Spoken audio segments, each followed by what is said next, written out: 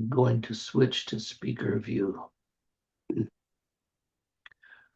Welcome to Storyteller Poetry Reviews Love Poem Series number 4. I apologize for my voice. I caught a bad cold in the middle of last week.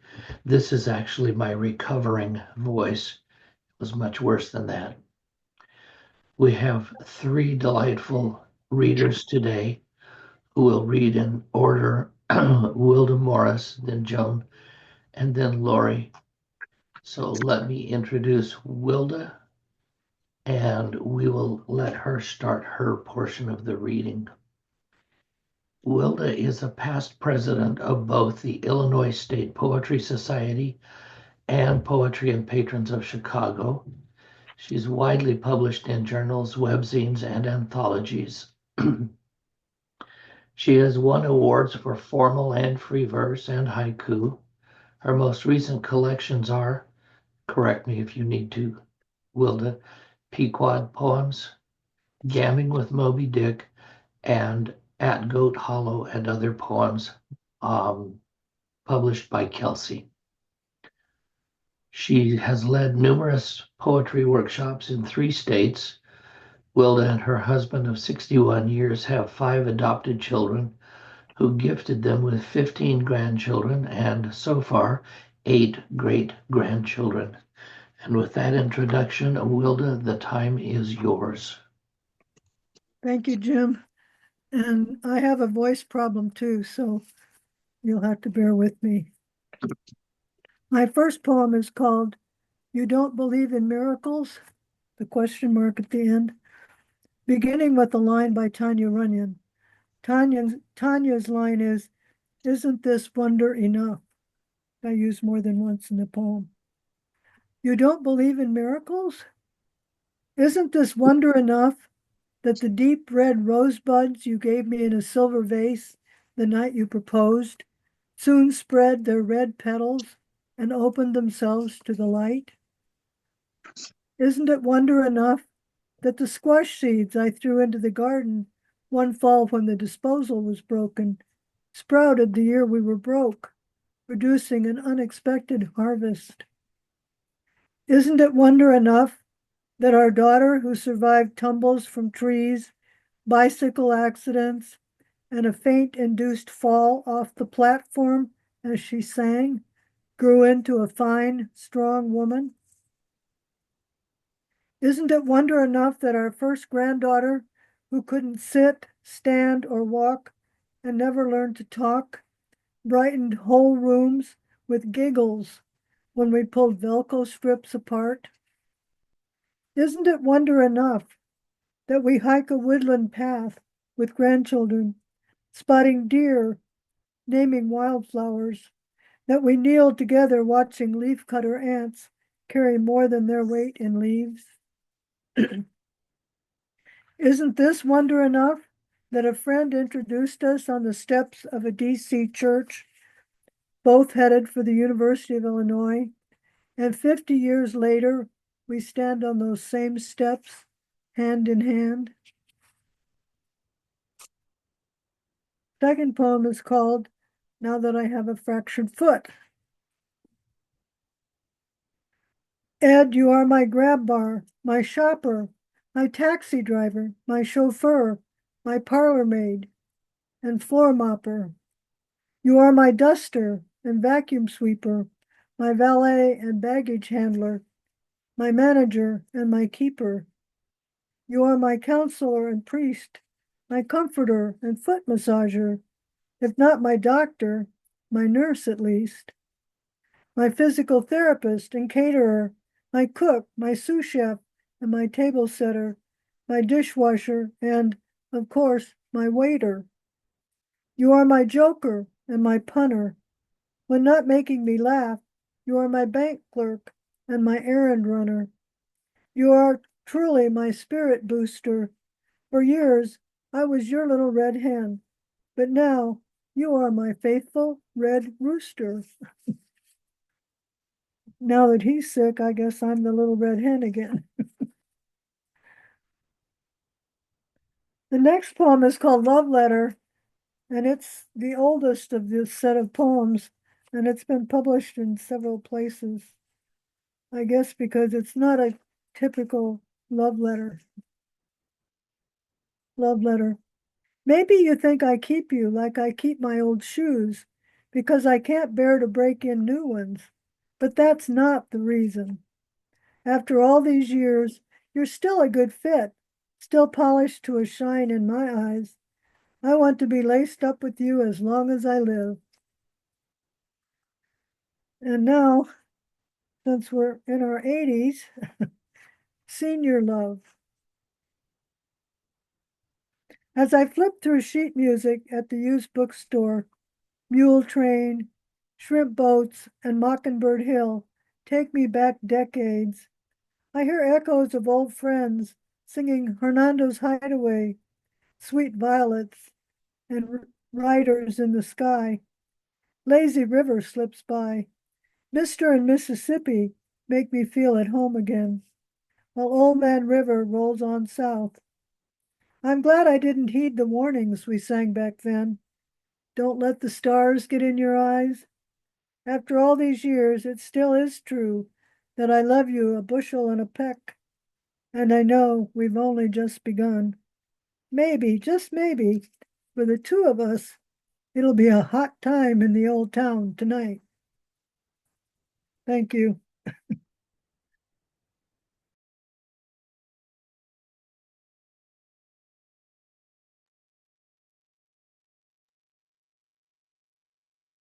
You're not done, are you? Those were my poems from the website. Yes, Well, all right then. thank you. Thank you. Let's move to our second speaker. Okay. Big introduction here, and anyone who's not hosting or reading should be muted. So, Joan Leotta plays with words on page and stage, internationally published as essayist, poet, short story writer, and novelist. She's a two-time nominee, fiction and poetry, for Pushcart and Best of Net, has been a nominee for Western Peace Prize, and was a 2022 runner-up in Robert Frost competition. Joan performs folk and personal tales of food, family, strong women on stages across the country and in the UK and Europe, teaches classes on writing and presenting stories as poems, fiction, and nonfiction, and offers a one-woman Meet the Author show, bringing Louisa May Alcott to today's audiences. Although her 4 novels, 4 children's books, and collection of short stories are now out of print, her 2 poetry chapbooks are still available. Languid Lusciousness of Lemons from Finishing Line Press and Amazon, and Feathers on Stone from Main Street Rag, or by contacting Joan. And Joan, Wilda, and Laurie, if you would put contact information or purchase information in the chat so people can find your books, that would be lovely. Turning it over to you, Joan. Thank you, Jim. Thank you, Sharon, for having me tonight, and especially for the joy of appearing with Wilda and Laurie. I'm especially excited about that. They're 2 people whose work I really admire. Although actually I could say that about everyone in this group.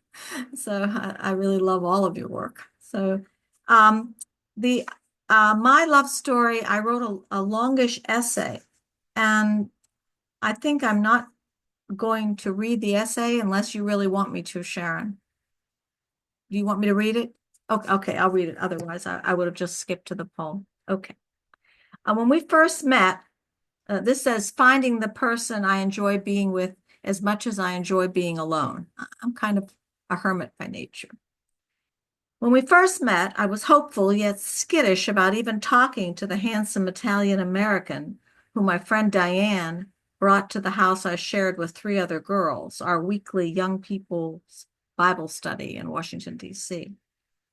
After all, he seemed very close to, maybe involved with, some of my friends. And in fact, that night, he didn't even seem to notice me. If you ask him, he says that our first meeting was after one of the Bible studies he attended when the group went out for pizza, and I, allergic to smoke and hating dirty ashtrays, long story with my mother, gathered up all the dirty paper ashtrays. He was a smoker at the time, so was startled by my reaction and a bit worried about getting to know me. However, a few weeks went by, and one night after the study, as he saw me filling in my daily planner, I was working at the time, he asked if there was room for him on the planner. I was speechless. He hadn't seemed to even notice me. We did find time for coffee and to work on a project together. My roommates and friends talked about seeing him being with other girls in our group, although I was always part of the group they were talking about. Until one December Monday, he called me at my office and asked me to lunch the following Wednesday. December 4th is our anniversary of our first date. I cleared my schedule for our lunch at a local downtown watering hole business lunch place, but remembering my mother's long ago advice about girlfriends and dating, I did not mention the date to my roommates. I knew some of them liked him. Then came Christmas. We were both going to be with our separate large Italian families, his in upstate New York, mine in Pittsburgh. Families so very alike. My birthday followed soon after, and he asked me out. The restaurant we both liked best was closed that Monday night, so we agreed on another recommended by a friend of mine from work. That evening was the first time he picked me up at the house I shared with the 3 other girls from our group. My roommate opened the door and was oh so surprised that Joe was calling for me. Soon after, we were so often in each other's company, in fact, so often that when we were apart, it seemed something was missing.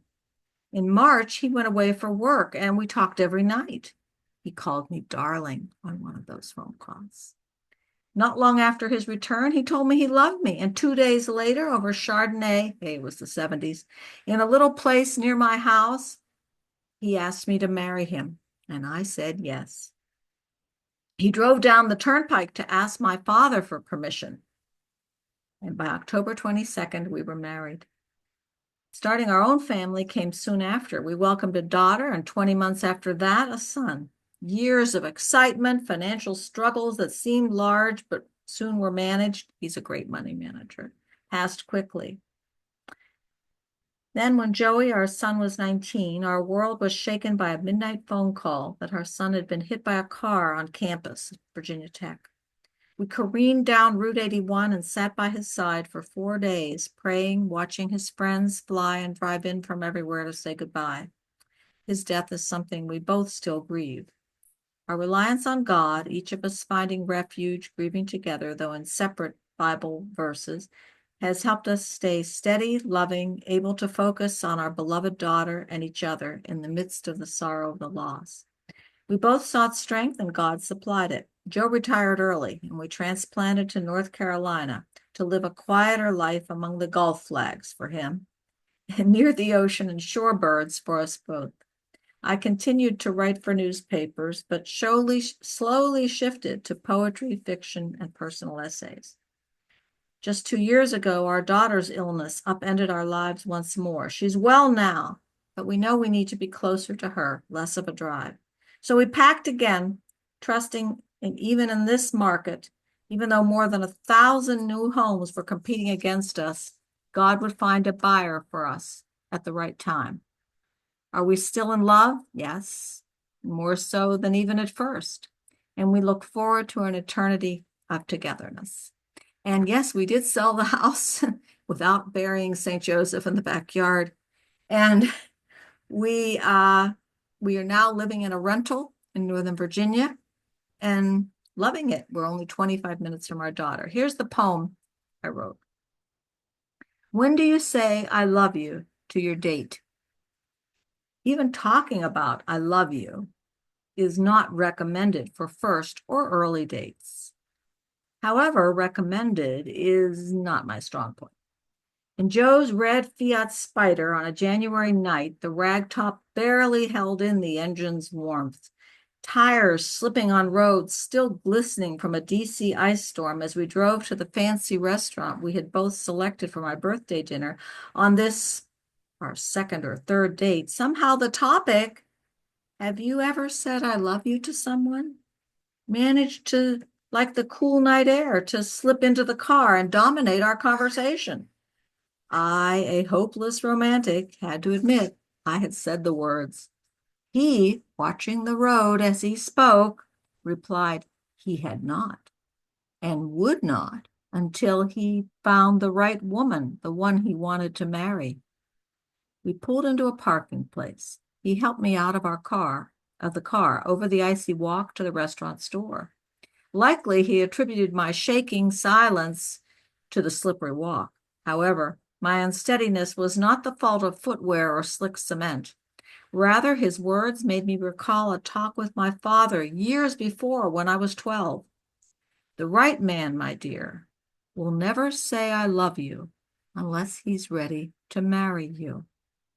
Hardly able to hear what Joe was saying as we were led up to my dad's words kept echoing in my ears. We stuck to safer topics for the rest of the night, though I admit I wondered if I was sitting across from the man I was truly meant to marry. Turns out my dad was prescient and very right. And that's my poem that went with the essay. Thank you.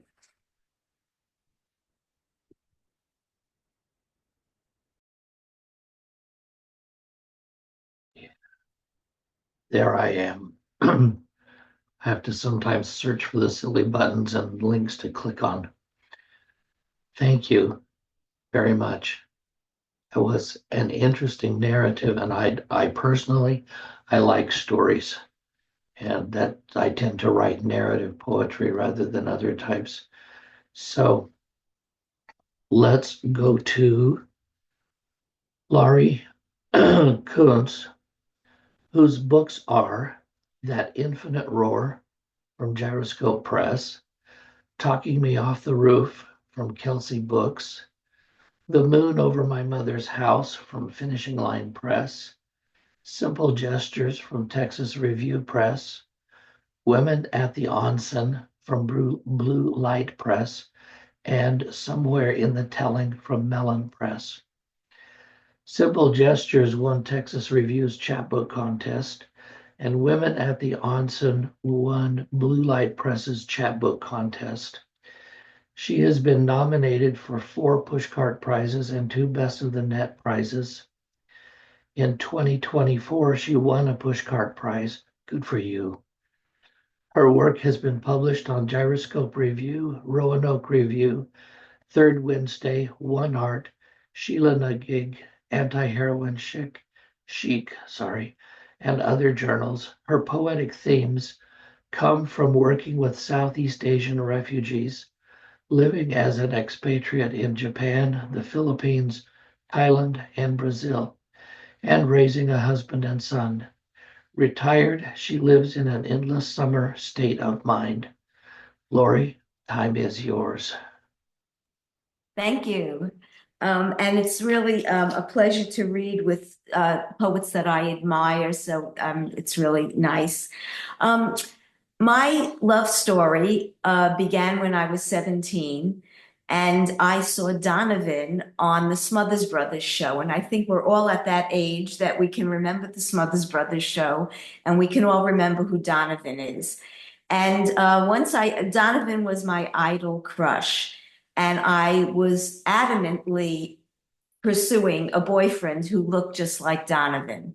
And one Friday night, in front of the Jolly Bull Pub in Brooklyn, New York, a bar that I was too young to go into, but I used to hang out outside of it, I saw a boy who looked like Donovan, and I brazenly went up to him and said, "You look like Donovan," and that was the beginning. And that was the same year that Woodstock was, in 1969.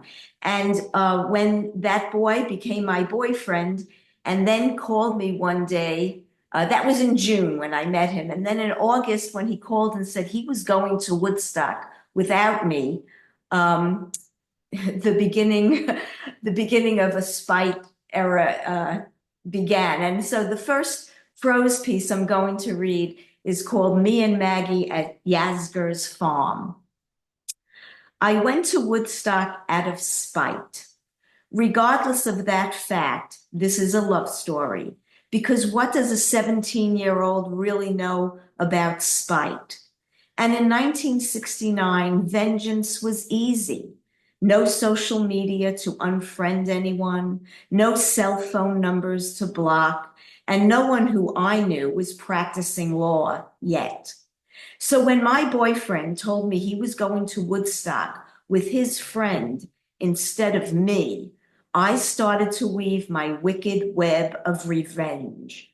I implored my best friend Maggie to accompany me. Then I set out to find a ride for us. We were cute, we were sassy, and we were lucky. And our lack of worldliness only helped any fear of leaving Brooklyn for the wilds of upstate. I bamboozled Benji, a counselor at the day camp I was working at, to take me and Maggie to Yasgur's farm. Off we went without a plan in our pockets. What happened at Woodstock is not important. It was muddy, it was loud, it was crowded, it was safe, it was lyrical, it was peaceful. It was freeing, it was fun, it was the beginning, and it was the end. I am now married to the boy I set out to spite.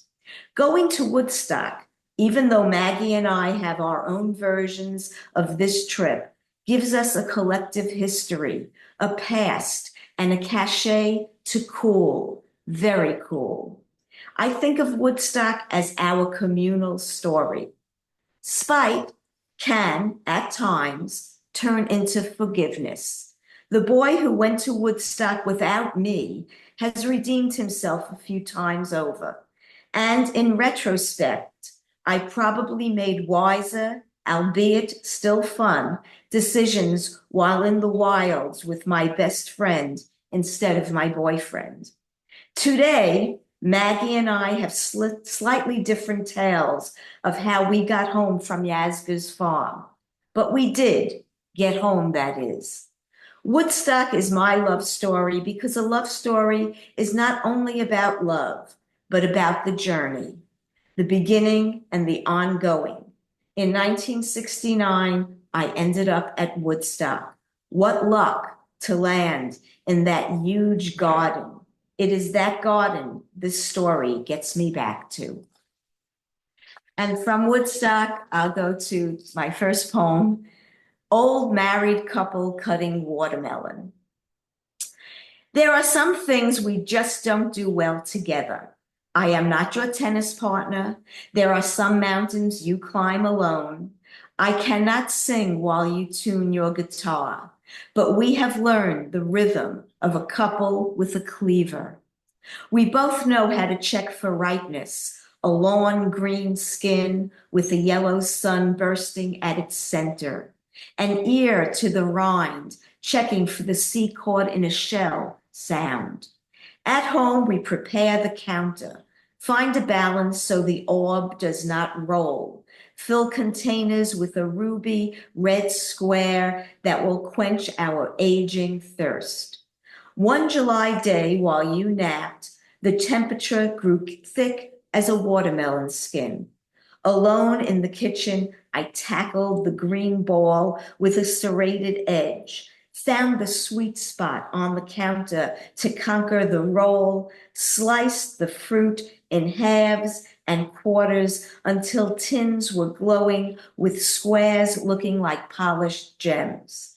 What I thought was a job for two, I could do by myself. Handle a knife, square a slice, dispose of rinds, fill a bowl that only I would gorge from, a selfish appetite quenched. Alone in the kitchen, I picked the ripest pieces, but the juices did not burst nor run over my tongue with the same coupled sweetness. And next poem is called Anniversary Again. This was one poem that was actually nominated for a pushcart. It didn't win, but it should have. Joke. Anniversary Again. I don't know a love that does not chip away at the day-to-day of what couples us. Every act of creation, also an act of destruction. And memory is history's great reviser. The years pass, the regrets mount, but so does the shared light we both enjoy at sunset. And there's the song of the brown thrasher hidden in our magnolia tree. We strain to catch a glimpse before it flies. This memory implanted on its wing spread, soaring away with a piece of what's been shared. Things we mark as love belong in no engraved setting, but seen in the dusting of gray hairs off the vanity, the sweeping of the dead palmetto bug from under the porch light, ripe pears in a bowl placed on a table, all marking the tart juice of our shared years. The days pass as starlings ignore the boundaries of the skyway. We remain together under the weight of every season, standing some days on a stark precipice, weaving stories into our own private landscape. All we let in under the presence of every necessary ripening thing, like these collected years. And next one is called Tailgating the Ambulance, based on a very true story, Tailgating the Ambulance.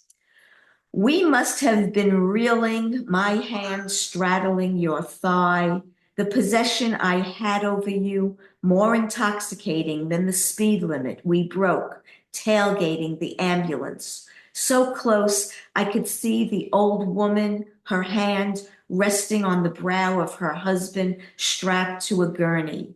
I wondered aloud, would we be together that long? You faltered in that tentative voice, the one that still keeps you from making promises. Yet here we are, sharing sciatica stories. We stopped for a red light. The ambulance did not. It is only now that I hear the sirens beginning to sound. And last poem is a poem that I didn't really write for my love story, but for my son's love story. He's newly married, well, 6 years now, but that's still pretty new. And he got married on the autumn equinox, and every anniversary I write them a love poem. And so this is a poem that I wrote for my son and his wonderful wife. It's called On Marriage and Wood. Years collect like a spread of dust on shrouded sills. You, my son, are up to 5, celebrating on the autumn equinox. A balance of light and dark, a hearty harvest. The symbol for your 5th year is wood. Sturdy, useful, and so very flammable. Joined with the notion of lovely, dark, and deep. This is how to grow as a couple, the cut of a tree, the frame of a house, the rock of a cradle, counting the many miles to go. Thank you, everybody. Thanks for listening. Thank you for sharing those poems. At this point, we are going to move to the open mic, and I only had 3 people who indicated they would like to read. So if we have more, I see Rachel's hand.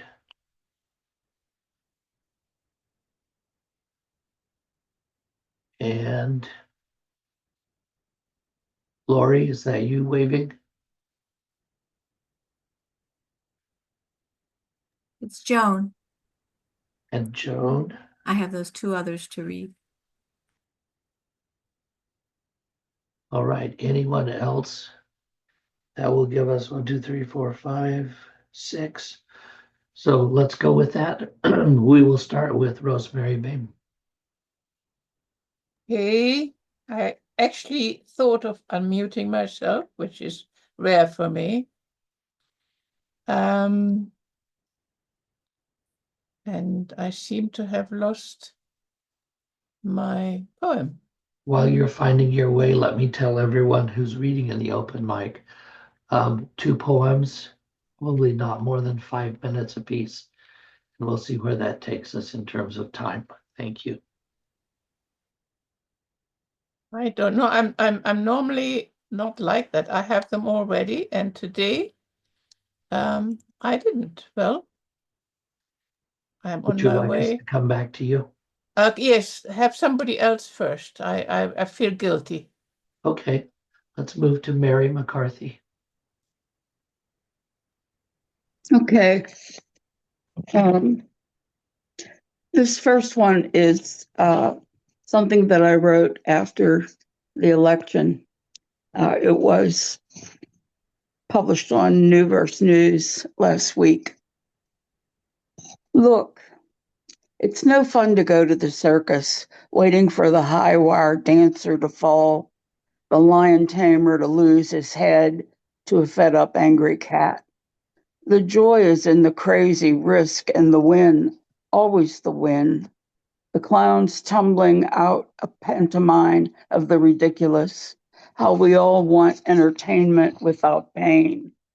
I can't waste time estimating just how bad it will be, how much damage we'll have to witness as all these wheels break away from their axles and go careening wildly into the crowd. Disaster may be the only thing we can depend on. But remember, there is no joy in retribution. You will only bury yourself in ash. Feel your heart break as consequences spread past anything you bargained for. Remember even the greatest crimes, the worst offenses, even those who sowed acres of bones, burned the libraries, broke the backs of cities, scuttled the glories of art they had no use for, never really won. From those bare, salted fields, new crops arose, shedding tears and bitterness, eager to bloom and set fruit in a world past catastrophe, always there, waiting to return.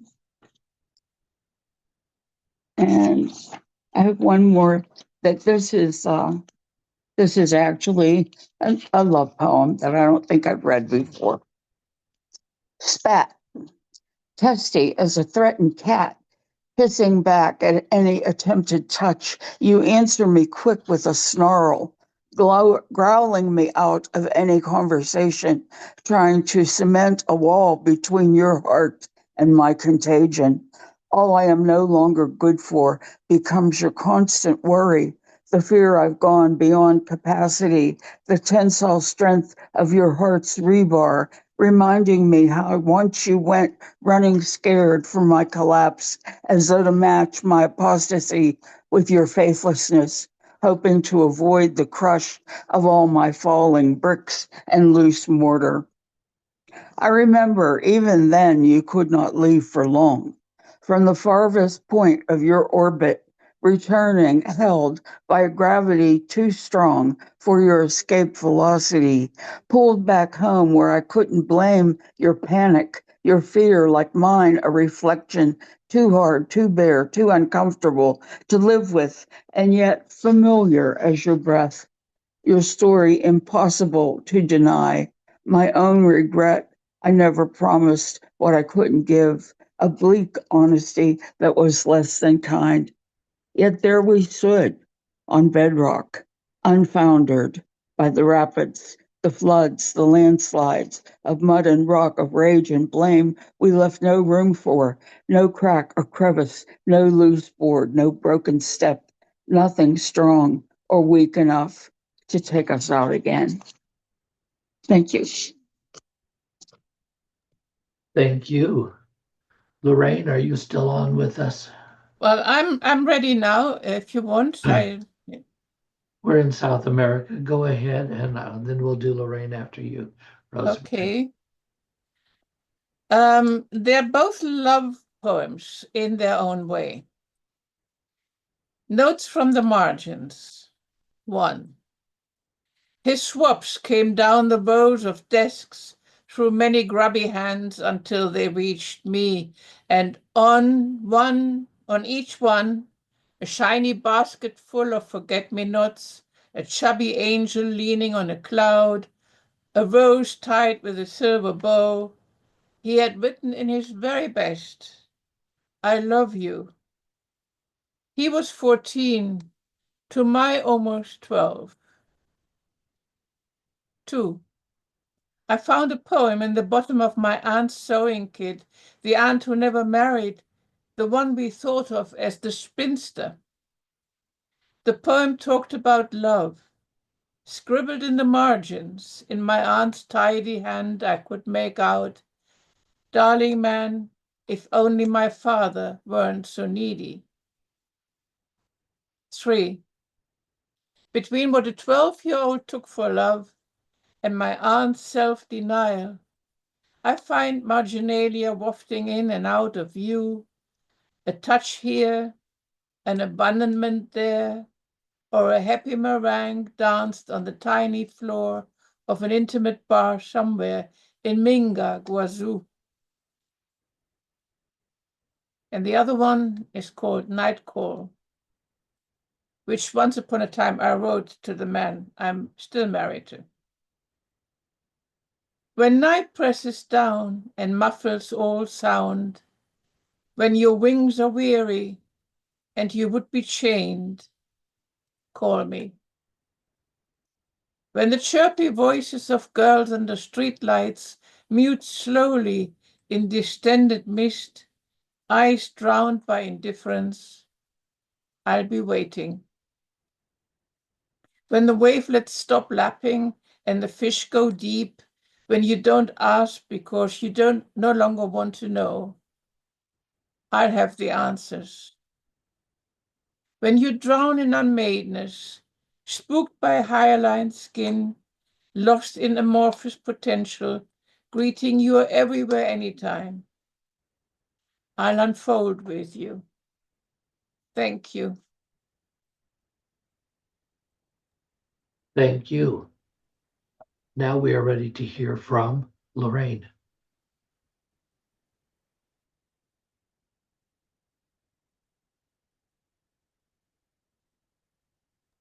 Lorraine, you are muted.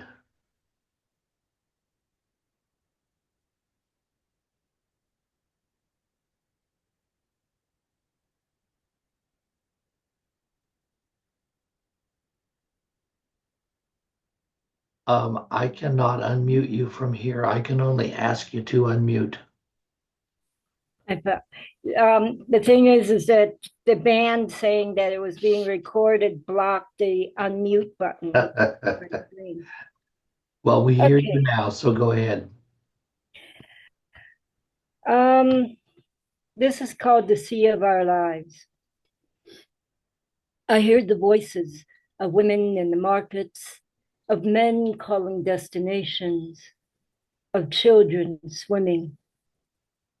I hear a father holding a baby, a mother in the fields, a child scrubbing clothes.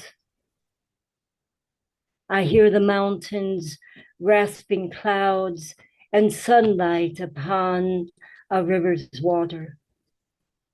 I hear the full moon upon the jungle and green waves of parrots flying in the dawn. I hear my voice spilling upon these leaves.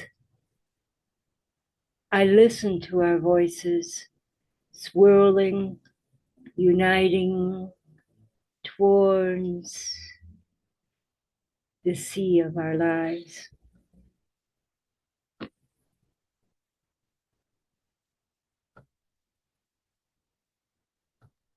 Can you see the applause? Pardon? Can you see the applause? Yes, thank you. This one is Future Dreams. The blood moon is once more white, growing out of the shadow that befell it tonight. I meditated in that crimson glow, placing desires of my future, where I shall go, what shall I do, sinking energies to the earth, watching then the moon from that unworldly light emerge. And now with its clearing light, I prepare for bed to dream again, the moon shining through my window upon my head.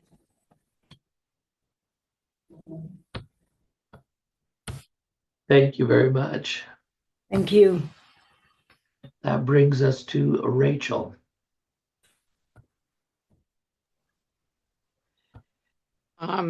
This week's Storyteller Tamara, really resonated with me. So I have two poems about when you keep dating or trying relationships that don't work out, at some point you have to, in my opinion, look in the mirror and see what it is you need to love about yourself. This one is called Online Date. I remember the first time I stayed with you, cooking on a hot plate, no stove, your stubborn pride. Pursued by furies of your own design, you washed dishes, running water, unplugged drain, and you from California. I couldn't understand the waste, your need to control the water.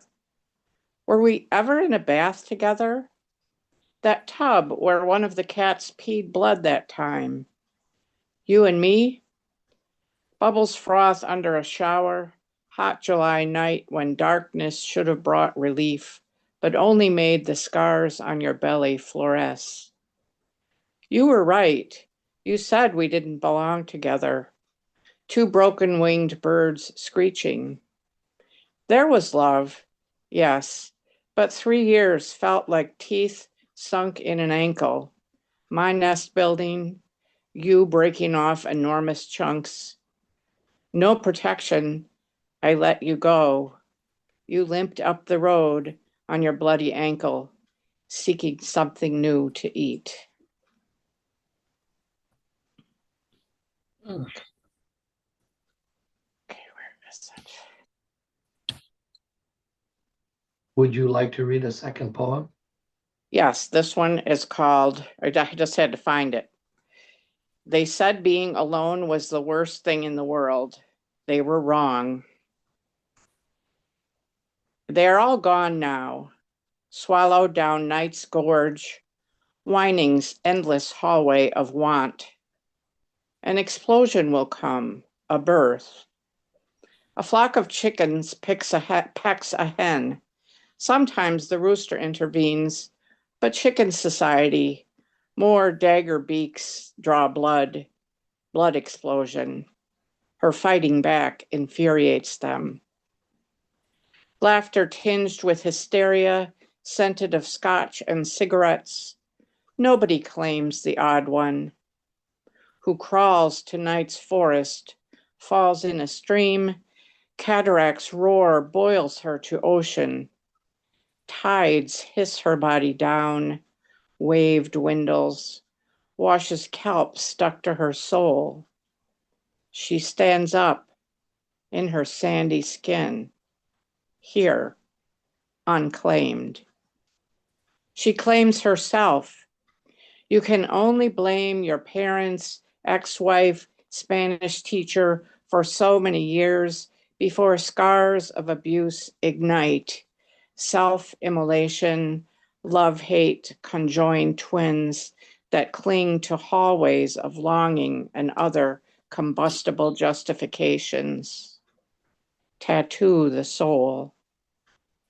Breasts bared to sky, she hides deep in goldenrod, tears off, rips every shirt, necklace, scarf the unclaimers forced over her head. Naked before God, beloved of wolves and wildcats, she names herself. Wind gathers old feathers crusted with blood. A feathered dervish swirls above her golden wake as she walks, wings tinged tourmaline, dragon wings. She heats her heart with that good fire and flies above the sea.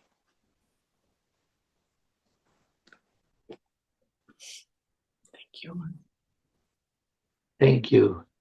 That takes us to Laurie, and forgive me for not knowing how you pronounce your last name. I would read it as Levy.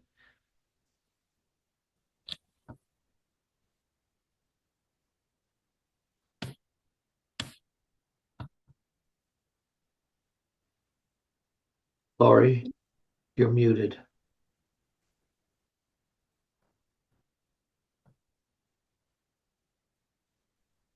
Okay, sorry, I thought I was unmuted. There you are.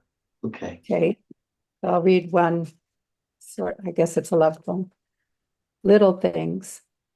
I imagine he sees me as a fierce, roaring lion when he says he feels criticized by me. No, says my husband, not a lion, more like a quick little buzz, a single barbed word that hurts as much as the sting of a bee, as when I say he seems drowsy lately, as if retired now, he hasn't earned the right to rest or take naps or fall asleep listening to a podcast.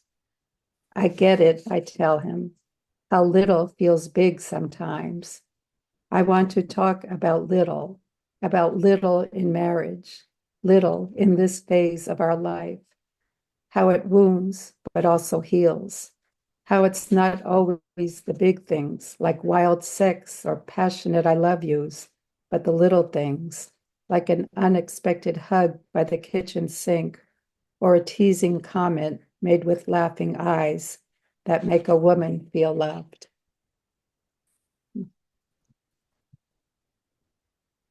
Thanks. Thank you.